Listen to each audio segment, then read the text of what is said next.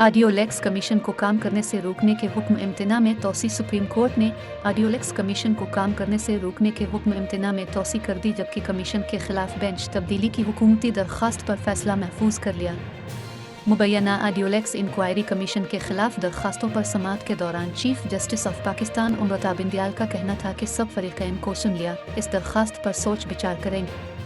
दौरान समाअत chief justice का कहना है कि चीफ जस्टिस दस्तयाब थे, मगर ऑडियोलेक्स इंक्वायरी कमीशन के क़याम पर आगाह नहीं किया गया, चीफ जस्टिस के इल्म में नहीं था और कमीशन बना दिया गया। मुबैना ऑडियोलेक्स इंक्वायरी कमीशन के खिलाफ दरख्वास्तों पर समाअत के दौरान चीफ जस्टिस ने रिमार्क्स दिए कि चीफ जस्टिस ऑफ पाकिस्तान एक आईनी ओहदा है, मफरूज़े पर चीफ जस्टिस का चार्ज कोई और इस्तेमाल नहीं कर सकता।